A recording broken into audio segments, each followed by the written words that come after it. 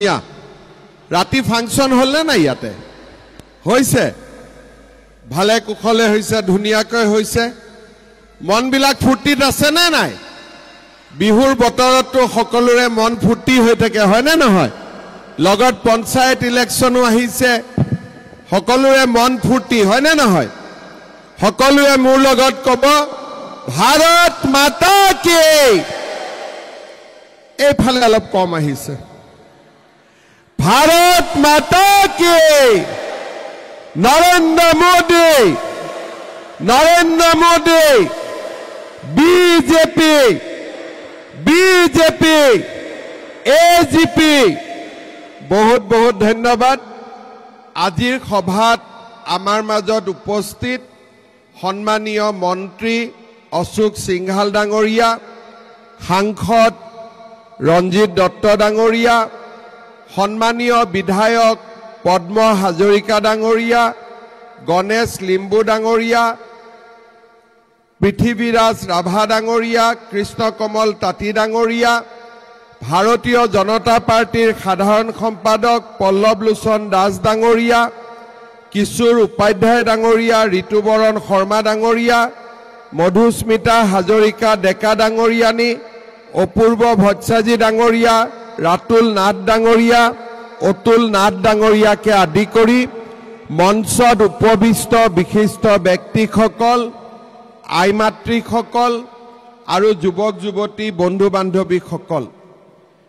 निर्धारित समयतকৈ अलप देरिকৈ आही आमी उपस्थित हलो। यार पिছত नगाँवतो आमार आन एखन सभा आछे। मैं संक्षिप्त भावे आपनालोকক मोर मनर कथाखिनि कबर बारे चेष्टा करिम जाते आपनालोके पंचायत निर्वाचनत भोट दियार आगते एटा उपयुक्त सिद्धांत लब पारे।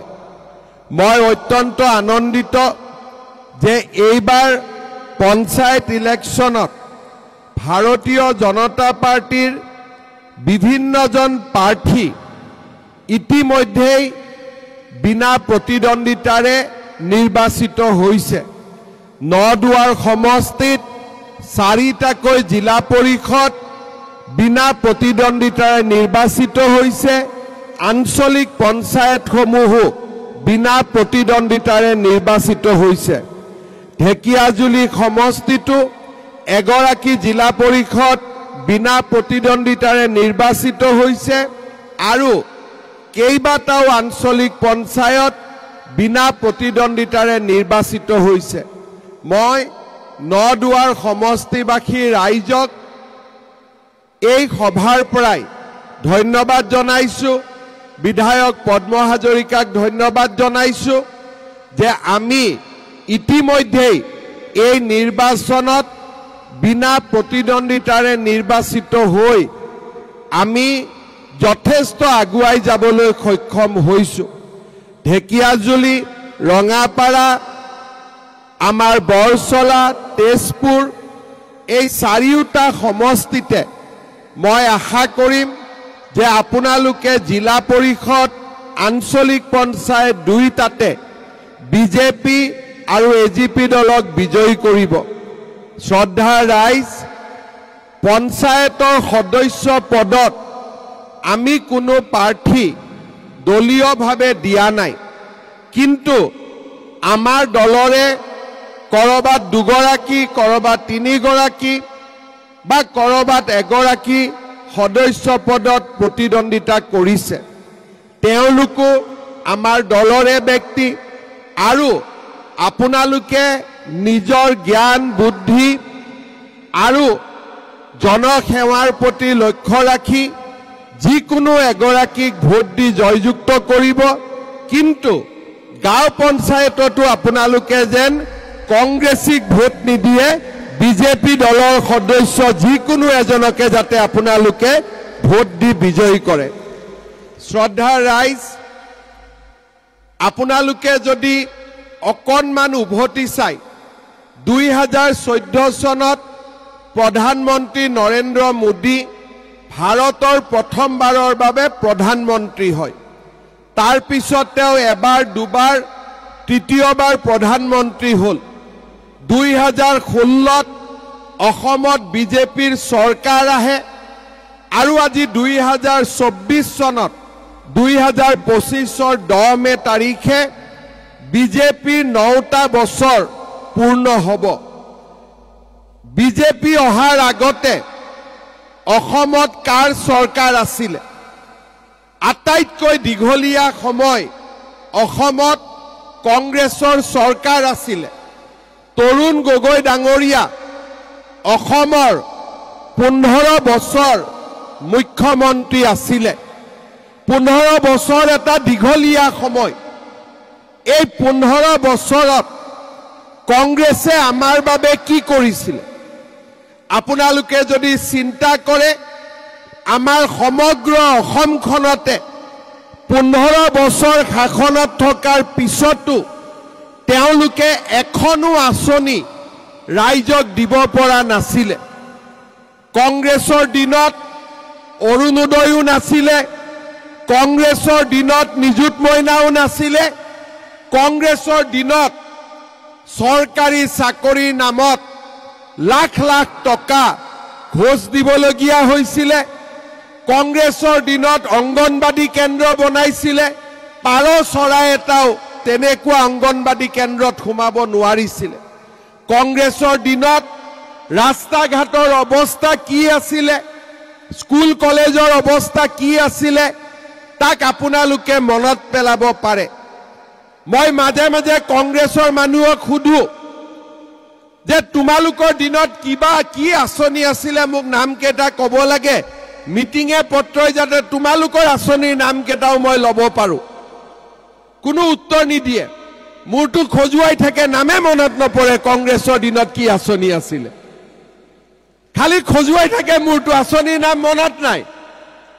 এজনক ক'লো অলপতো মনত পেলা বোলে দাদা লুঙি দিছিলে নেকি কংগ্ৰেছৰ সময়ত এজনে ক'লে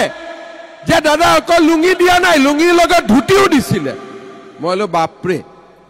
আৰু কি দিছিলে বোলে দাদা খুটা দিছিলে আঠুৱা দিছিলে কম্বল দিছিলে বাস যেনেকে পূজাত পঞ্চামৃত লাগে নহয় তেনেকে কংগ্ৰেছৰ 5টা আঁচনি আছিলে লুঙি ধুতি খুটা আঠুৱা আৰু কম্বল মই ঠিকে কৈছো নে নাই ঠিকে কোনোবাই মোক ষষ্ঠ আঁচনিটোৰ নাম কওক 6 নম্বৰ আঁচনি নাই 5টাই আঁচনি লুঙি ধুতি খুটা কম্বল আঠুৱা মই ভূপেন বৰাকো সুধিলো যে আৰু কিবা এটা আছে নেকি মনতে নপৰে সকলোকে সুধিলো মনতে নপৰে তেতিয়া মই ক'লো একোৱে যদি মনত নপৰে হাতৰ ছবিটো বাদ দি দিয়া লুঙি ছবিতে ইলেকশ্যনত হয় নে নহয় কাৰণ কোনো আঁচনিয়ে নাই কোনো মানুহক সহায় কৰা নাই কাকো সহায় নকৰিলে খালি অংগনবাদী কৰ্মীৰ নামত পইচা তুলিলে মাষ্টৰ চাকৰিৰ নামত পইচা তুলিলে এচিএছ এপিএছ চাকৰিৰ নামত পইচা তুলিলে আৰু গোটেই অসমখনক দুৰ্নীতি আৰু অপশাসনৰ এক উদাহৰণ হিচাপে নিৰ্মাণ কৰিলে যোৱা প্ৰথম আমাৰ চৰকাৰ হ'ল কোভিড আহিল আমাৰ মাজত সিএৰ আন্দোলন আহিল আমি তাৰ মাজতো প্ৰথম 5 বছৰতে আপোনালোকৰ মনত আছে কোভিডৰ সময়ত ভ্যাকচিন আইসিইউ আমি যিমান পাৰো ৰাইজক সহায় কৰাৰ বাবে চেষ্টা কৰিছিল মুখ্যমন্ত্ৰী হিচাপে অহা 10 মে তাৰিখে মোৰ 4 বছৰ পূৰ্ণ হ'ব এফালৰ পৰা আপোনালোকে চিন্তা কৰক মাত্ৰ 4টা বছৰ মাত্ৰ 4টা বছৰত আমাৰ ৰাজ্যখনলৈ কিমান পৰিৱৰ্তন আহিল আমি অৰুণোদয় আঁচনি আৰম্ভ কৰিছিলো 2021 চনত প্ৰত্যেক সমষ্টিত আমি 16,000 পৰিয়ালক অৰুণোদয় দিছিলোঁ। সময় আগবাঢ়িলে 22,000 হ'ল, 27,000 হ'ল। এইবাৰ আমি প্ৰত্যেকটো সমষ্টিতে প্ৰায় 40,000 অৰুণোদয় আঁচনি ইতিমধ্যে ফৰ্ম বিতৰণ হৈছে। আই মাতৃসকলে ফৰ্ম ফিল আপ কৰিছে। প্ৰায় 38,000 40,000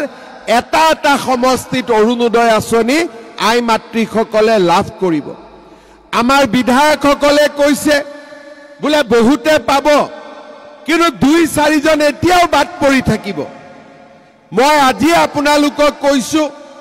কোনো যাতে দুখীয়া মানুহ বাদ পৰি নাযায়, তাৰ বাবে ঢেকিয়াজুলিত আৰু 4,000, বৰচলাত আৰু 4,000, ৰঙাপাৰাত আৰু 4,000, নদুৱাৰত আৰু 4,000, তেজপুৰত আৰু 4,000 অৰুণোদয় আঁচনি ইলেকশ্যনৰ আগতে আপোনালোকক দিয়াৰ ব্যৱস্থা কৰি, তাৰ মানে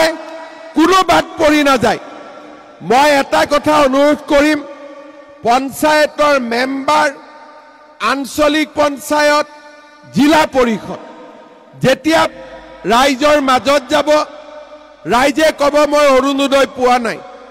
নামটো বহি এখনত লিখি ল'ব লাগে, ইলেকশ্যনৰ পিছত আমাক জমা দিব লাগে, যাতে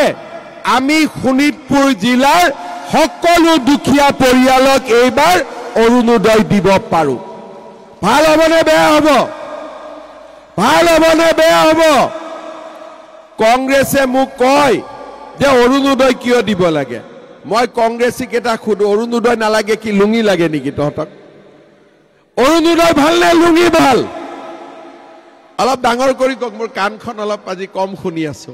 অৰুণোদয় ভাল নে লুঙি ভাল? অৰুণোদয় ভাল নে লুঙি ভাল? শ্ৰদ্ধা ৰাইজ, আমি 1250 টকা মাহৰ 10 তাৰিখে বেংক একাউণ্টত পায়। কংগ্ৰেছে সূতা কেনেকৈ দিছিলে? এখন ট্ৰাকত সূতা লৈ আহে, 2000 মহিলাক মাতে, সূতা থাকে 200, ওপৰৰ পৰা দলিয়াই থাকে, যোনে যেনেকৈ কাজিয়া কৰি পাৰে লৈ যাওক। কৰিছিলে নাই আপোনালোকে কওক? মই মিছা কথা কৈছো নেকি? ট্ৰাকখনৰ ওপৰত এজনে উঠি লৈ এনেকে দলিয়াই থাকে,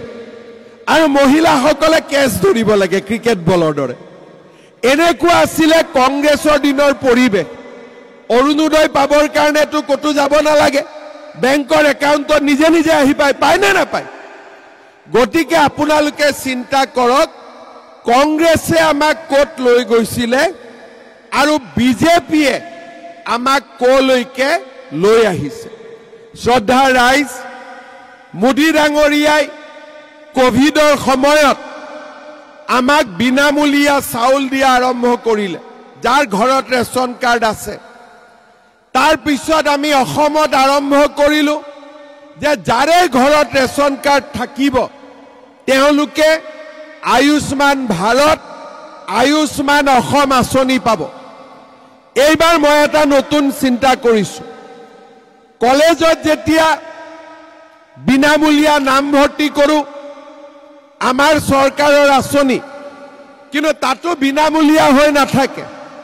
কিয়? গাঁওবুঢ়াৰ চাৰ্টিফিকেট লাগে, মৌজাদাৰৰ চাৰ্টিফিকেট লাগে, পঞ্চায়তৰ চাৰ্টিফিকেট লাগে, কলেজে অলপ চলপ খুজিলে যে ইটো ফিজ দিয়ক, সিটো ফিজ দিয়ক। এইবাৰ মই সিদ্ধান্ত কৰিছো যে কলেজত বিনামূলীয়া নামভৰ্তিৰ কাৰণে কাৰো চাৰ্টিফিকেট নালাগে, ৰেচন কাৰ্ড দেখুৱালে বিনামূলীয়া নামভৰ্তি পাই যাব। ভাল হ'বনে বেয়া হ'ব? ভাল হ'ব নহয়? যোৱা ইলেকশ্যনৰ সময়ত মই আপোনালোকক কৈ গৈছিলো যে জিঅ' টেগিঙত এইবাৰ পইচা দিব নালাগে। ঘৰৰ জিঅ' টেগিং হ'ল, এইবাৰ জীৱিকা সখী বাইদেউবিলাকে জিঅ' টেগিং কৰিছে। কোনোবাই টকা দিবলগীয়া হৈছে নেকি? চাহ একাপ যদি কোনোবাই খাইছে খাইছে, টকাটো কোনেও লোৱা নাই, সঁচা কথাই কওক। এতিয়া মই আৰু নিয়ম কৰিছো, কোনোবা যদি ভুলতে বাদ পৰি গ'ল, অহা 15 দিনত ইলেকশ্যনৰ পিছত মই আৰু ব্যৱস্থা কৰি দিম, নিজৰ জিঅ' টেগিং নিজে কৰি ল'ব পাৰিব,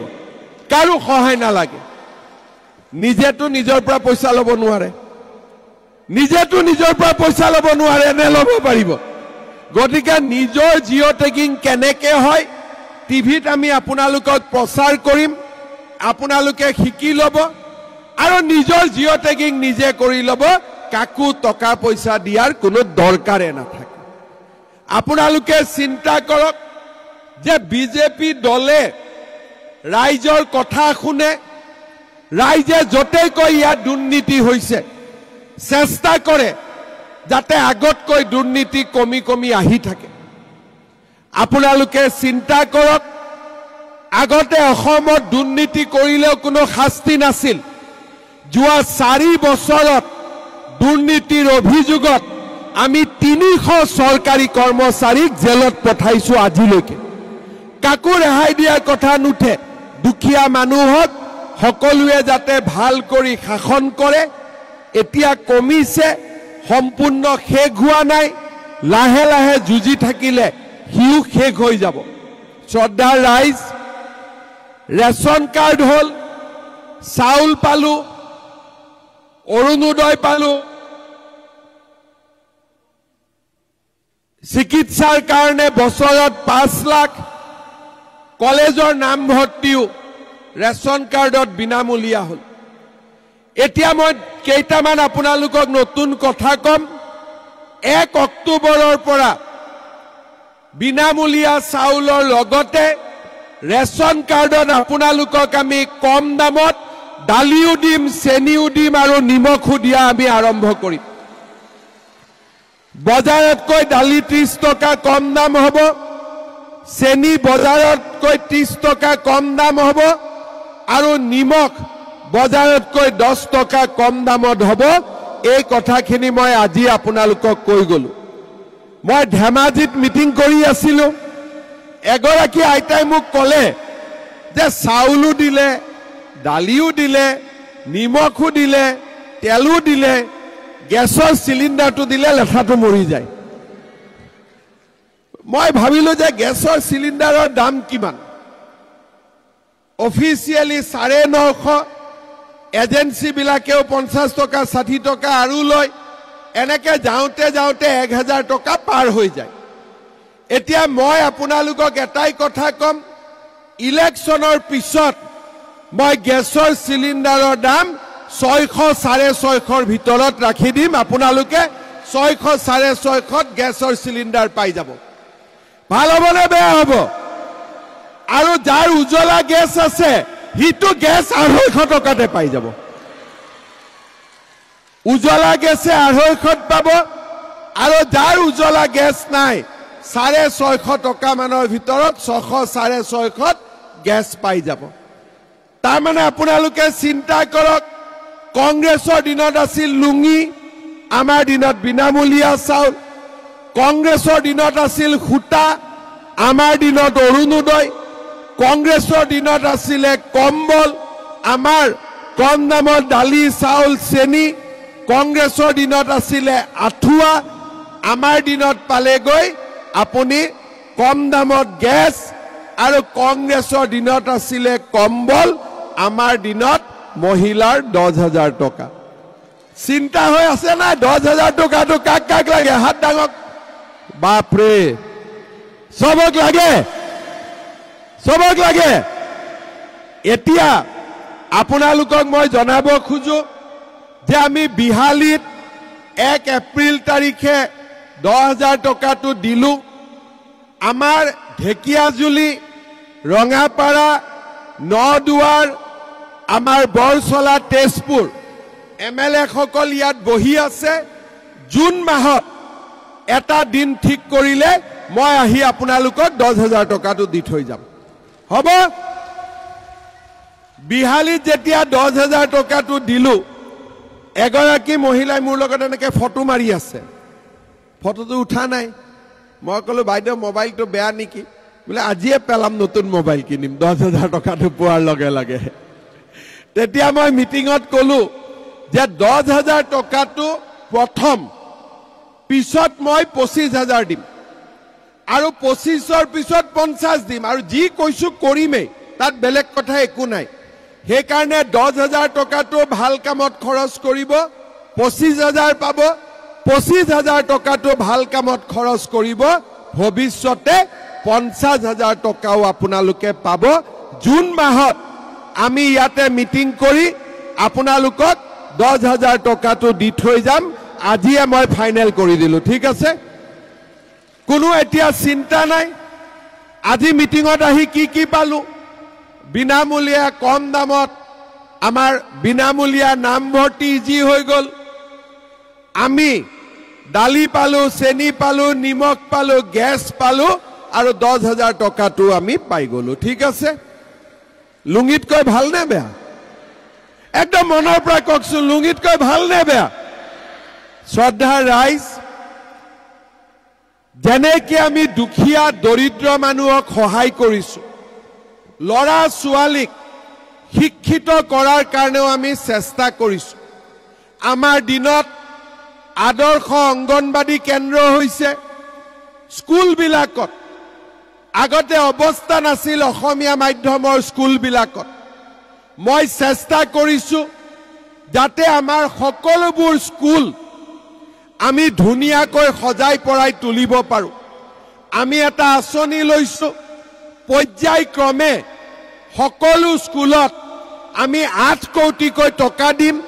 নতুনকৈ বিল্ডিং বনাম যাতে আমাৰ স্কুল বিলাক ডন বস্কো সেন্ট মেৰিজতকৈ বেছি ধুনিয়া হ'ব পাৰে শ্ৰদ্ধা ৰাইজ নিযুত মইনা আঁচনি হল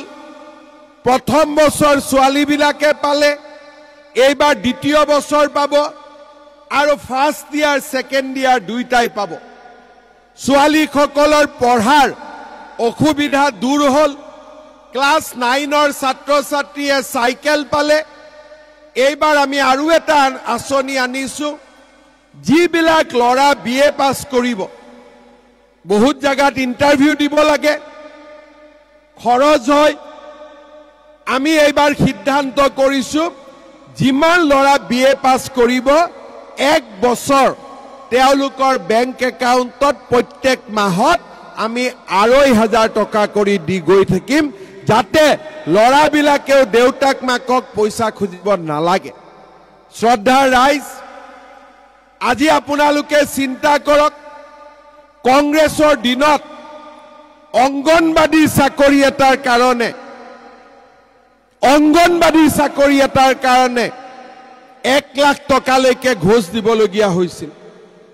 শিক্ষকত 5 লাখ 10 লাখ এসিএস ডিএসপি পাবৰ কাৰণে 1 কোটি 1.5 কোটি দুখীয়া মানুহে আশা বাদ দিছিল যে সৰকাৰি চাকৰি আমি নাপাও আজি মই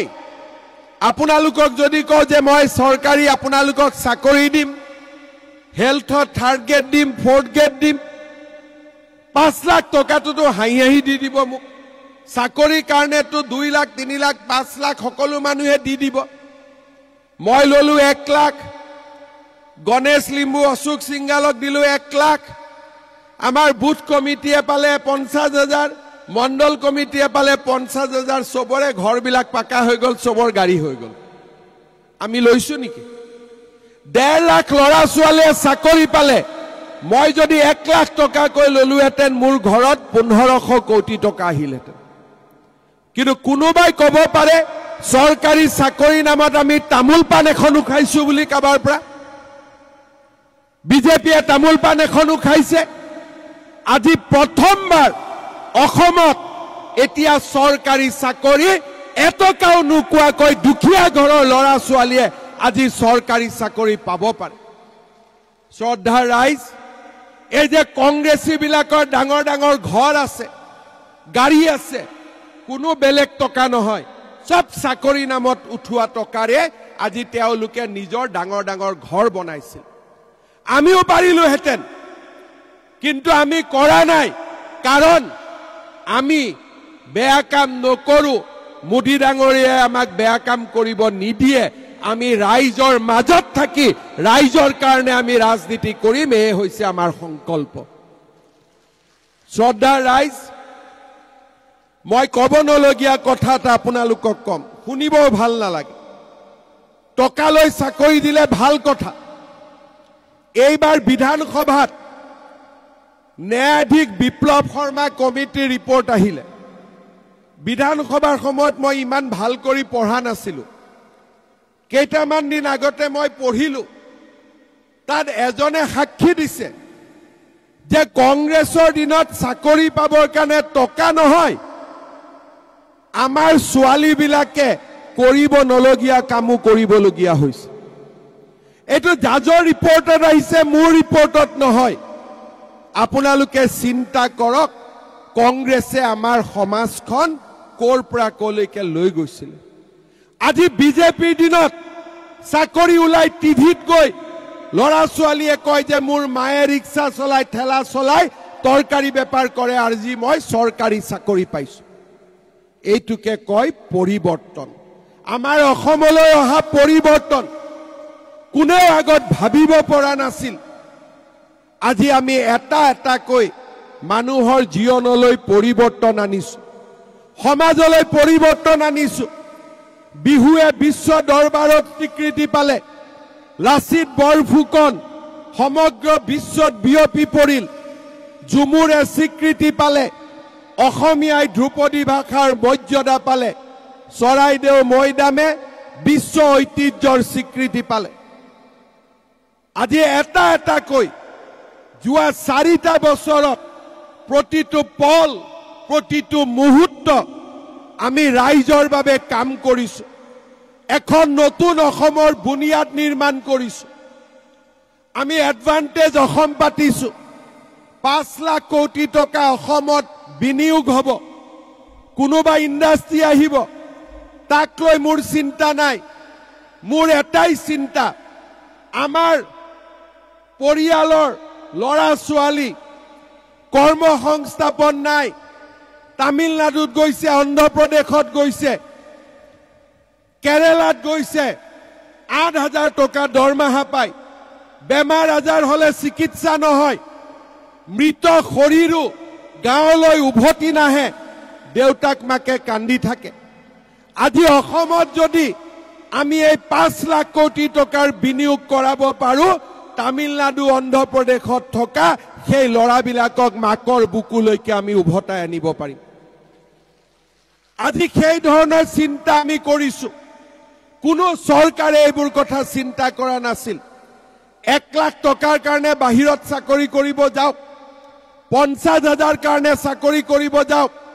7,000 8,000 টকাৰ কাৰণে চাকৰি কৰিবলগীয়া হয় কাৰণ আমাৰ অসমত উদ্যোগ নাছিলে আজি আমি এটা কৈ অসমত উদ্যোগৰ পৰিৱেশ সৃষ্টি কৰিছো গুলিকাণ্ডবিলাক নোহোৱা হল বোমা বিস্ফোৰণ নোহোৱা হল আন্দোলন নোহোৱা হল আজি বিকাশে অসমৰ আকাশলৈ সূৰুজৰ নতুন পোহৰ লৈ আহিছে মই বিশ্বাস কৰো এইখন অসমক যদি আমি এনে ধৰণে আগুৱাই লৈ যাব পাৰো আমাৰ অসমখন ভাৰতৰ ভিতৰতে এখন সৰ্বশ্ৰেষ্ঠ ৰাজ্যত পৰিণত হ'ব তাত আমাৰ কোনো সন্দেহ নাই শ্ৰদ্ধাৰ ৰাইজ এই বছৰত আমাৰ দুটা ভোট হ'ব অসমীয়া বছৰটোত আমি পঞ্চায়তত ভোট দিম আৰু অহা বছৰ ফেব্ৰুৱাৰী মাৰ্চ মাহত বিধানসভাৰ কাৰণেও আমি ভোট দিম আমাৰ ৰাইজে এতিয়াৰ পৰাই সচেতন হ'ব লাগিব যাতে অসমত আকৌ লুঙি ধুতি খুটা ৰাজনীতি উভতি নাহে আমাৰ অসমখনত আকৌ এবাৰ যাতে অন্ধকাৰৰ কলিয়া ডাৱৰ উভতি নাহে আমাৰ অসমখনত আমি যাতে আকৌ বন্দুকৰ শব্দ শুনিবলগীয়া নহয় আমি সেইখন অসমৰ বাবে নিজক প্ৰস্তুত কৰিব লাগিব এই পঞ্চায়ত ইলেকশ্যনত আপোনালোকে আমাক ভোট দিয়ক বিধানসভাৰ বাবেও ভোট দিয়ক দিল্লীত মোদীৰ চৰকাৰ দিছপুৰত বিজেপি পঞ্চায়তত বিজেপি ট্ৰিপল ইঞ্জিনৰ চৰকাৰ অসমৰ উন্নতিৰ ৰেলগাড়ী 120 স্পীডত দৌৰি থাকিব তেনে ধৰণে আমি আমাৰ ৰাজ্যখনক আগুৱাই লৈ যাব লাগিব অলপ আগতে মই বিশ্বনাথত আছিলো মই এবাৰ প্ৰথমবাৰ CM হৈছো 4 বছৰ হ'ল যিমানখিনি কৰিব পাৰিছো কৰিছো মই ৰাইজক কৈছো যে ৰাইজ ভ্ৰাম্যমান থিয়েটাৰ হোৱাৰ আগতেতো নৃত্য নাটিকাও হয় এই 5 বছৰ মাত্ৰ নৃত্য নাটিকা আৰু অহা 5 বছৰত আসল নাটক হ'ব গৈ আছে অসমত আৰু দুগুণ ত্ৰিগুণ উন্নতি হ'বলৈ গৈ আছে শ্ৰদ্ধা ৰাইজ আমি একেলগে থাকিব লাগিব মোদী ডাঙৰীয়াৰ হাত শক্তিশালী কৰিব লাগিব পেহেলগামৰ ঘটনাৰ কথা আমি সকলোৱে শুনিছো পাকিস্তানৰ উগ্ৰপন্থীয়ে নিৰী মানুহক হত্যা কৰিছে আমি ভাৰতীয়সকল এক হৈ থাকিব লাগিব আৰু এক হৈ থাকি আমি পাকিস্তানক উত্তৰ দিব লাগিব আজি কংগ্ৰেছ দলৰ মাজত এনেকুৱা সংসদো আছে যোনে নেকি পাকিস্তানত মনে মনে গৈ 15 দিন থাকি আহে কংগ্ৰেছৰ মাজত সংসদ আছে যাৰ পৰিবাৰে ভাৰতত কাম কৰে আৰু টকা লৈ পাকিস্তানৰ পৰা আৰু যোনে নিজৰ ল'ৰা ছোৱালীকো ভাৰতীয় নাগৰিক অসমীয়া নাগৰিক নকৰে আন দেশৰ নাগৰিক কৰি ইয়াতে ৰাজনীতি কৰিব খোজে শ্ৰদ্ধা ৰাইজ পাকিস্তান আমাৰ যিমান শত্ৰু আমাৰ দেশৰ ভিতৰত থকা পাকিস্তানী কেইটাও আমাৰ সিমানে শত্ৰু আৰু সেই কাৰণে যোৱা কেইটামান দিনত ধিঙৰ MLA হক বা আন যোনেই পাকিস্তানৰ সপক্ষে লিখিছে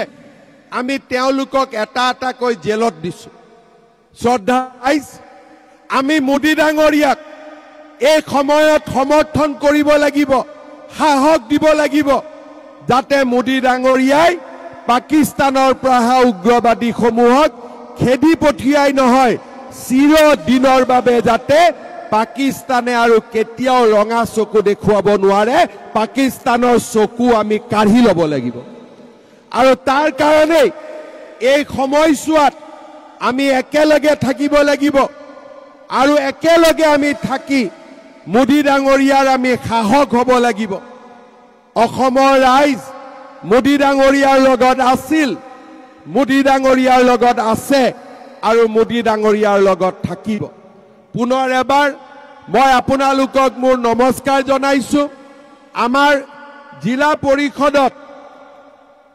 যিসকলে প্ৰতিদ্বন্দিতা কৰিব ইতিমধ্যে কৈছো নদুৱাৰত 100% 100 ঢেকিয়াজুলিত এগৰাকী আমাৰ বিনা প্ৰতিদ্বন্দিতাৰে নিৰ্বাচিত হৈছে মই আমাৰ প্ৰাৰ্থীসকলক আমন্ত্ৰণ জনাম বৰছলা সমষ্টিৰ ৰাকেশ নাথ আছেনে আগতে বাবা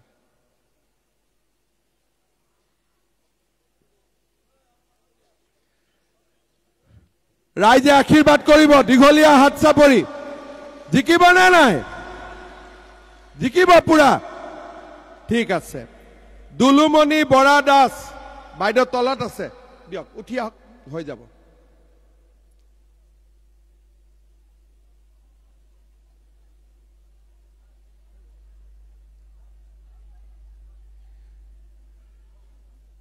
দুলুমণি বৰা দাস জিকিব নে নাই একদম হাত চাপৰি বজাওক আশীৰ্বাদ কৰক ৰাণী বসুমতাৰী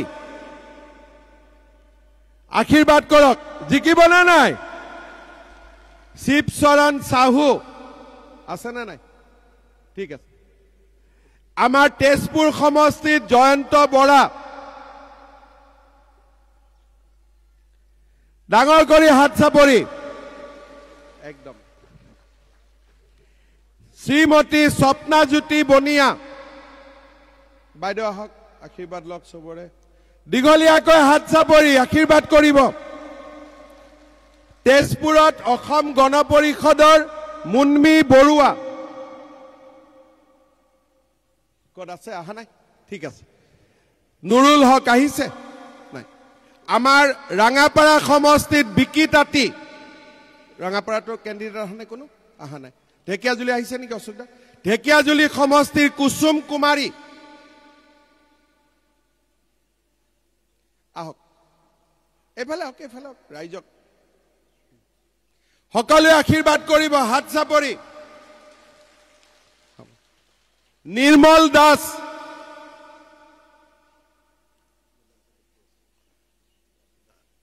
একদম সকলোৱে আশীৰ্বাদ কৰিব জিকিব নে নাই একদম হাত চাপৰি বজাওক ৰাইজ অংকুৰ খুটাৰ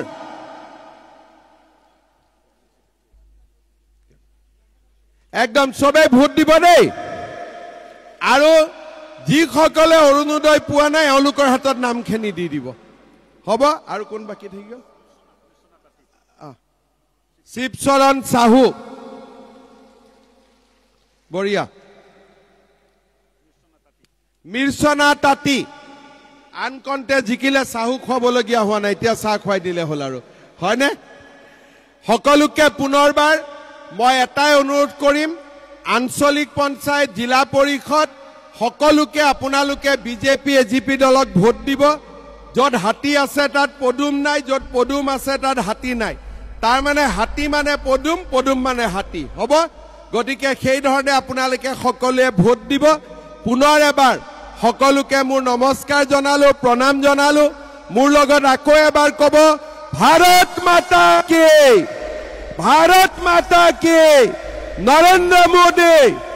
নৰেন্দ্ৰ মোদী বিজেপি এজিপি বহুত বহুত ধন্যবাদ জয় হিন্দ বন্দে মাতৰম আমাৰ বিহগুৰি সমষ্টিত কেইটামান কাম আছে অসম মালাকে ধৰি আজি পঞ্চায়ত ইলেকশ্যন কব মানা ইলেকশ্যনৰ পিছত মই বিহগুৰিত আকৌ এবাৰ আহিম বহুত বহুত ধন্যবাদ জয় হিন্দ